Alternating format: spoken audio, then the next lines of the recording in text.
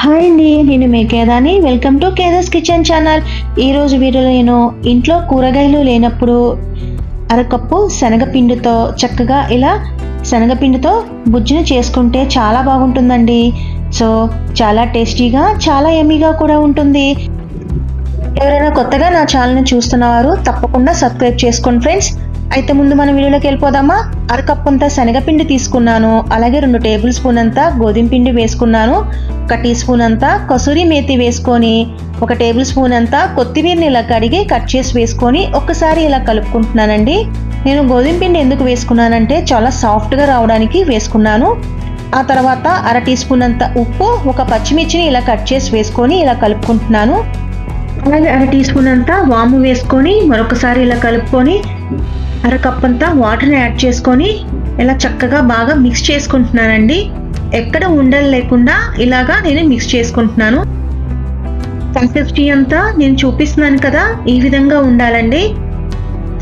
మరీ గట్టిగా మరీ పలచగా ఉండకూడదు, ఈ విధంగా ఉంటే సరిపోతుంది. ఇప్పుడు పక్కన పెట్టుకున్నాక కళాయిలో 1 టేబుల్ స్పూన్ అంతా బటర్ వేసుకొని, అలాగే 2 టేబుల్ స్పూన్ అంతా ఆయిల్ వేసుకుంటున్నాను.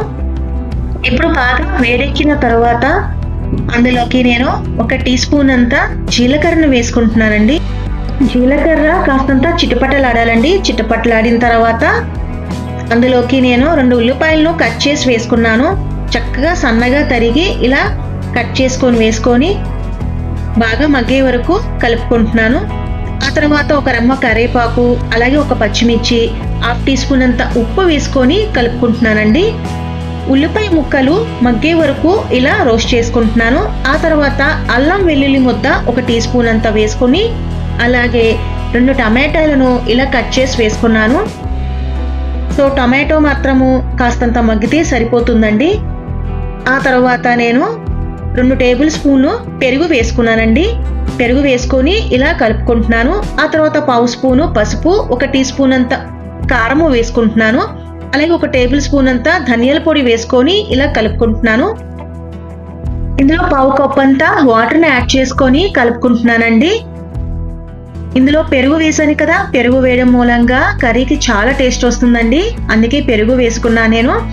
ఆ తర్వాత 2 నిమిషాలు మూత పెట్టి ఇలా కుక్ చేసుకున్నాను. లో ఫ్లేమ్ మీద కుక్ చేసుకున్న తర్వాత 1 టీ స్పూన్ అంతా శనగపిండి తీసుకొని అందులో 3 టేబుల్ స్పూన్ అంతా వాటర్ యాడ్ చేసుకొని ఉండలు లేకుండా కలుపుకొని ఇందులో మిక్స్ చేసుకుంటున్నాను. ఈ కర్రీలో మిక్స్ చేయడం మూలంగా కర్రీకి గ్రేవీ అనేది చాలా బాగా వస్తుందండి. సో అందుకని ఇలా మిక్స్ చేసుకొని ఒక్కసారి ఇలా కలుపుకుంటున్నాను. శనగపిండి వేయడం మూలంగా కర్రీకి మంచి టేస్ట్ వస్తుందండి. ఆ తర్వాత నేను పక్కన పెట్టుకున్న ఈ బేసిన్ బ్యాటర్ని ఇలా వేసేసుకొని 2 నిమిషాల వరకు లో ఫ్లేమ్ మీద ఇలా కుక్ చేసుకుంటున్నాను. 2 నిమిషాల తర్వాత కాస్తంత మగ్గింది చూడండి. ఆ తర్వాత నేను ఇలాగా చక్కగా మీకు చూపిస్తున్న విధంగా కట్ చేసుకుంటున్నాను.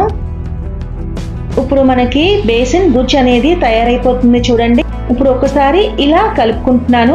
సో ఇదంతా బాగా ఒకసారి ఇలా కలుపుకుంటున్నానండి. టేస్ట్ మాత్రం చాలా అమోఘంగా ఉంటుందండి. రైస్లోకి, చపాతీలోకి, నాన్స్లోకి, పుల్కాలోకి చాలా బాగుంటుందండి. సో ఇప్పుడు 2 నిమిషాల వరకు ఇలా కలుపుకున్నాను, మీకు చూపిస్తున్నాను కదా.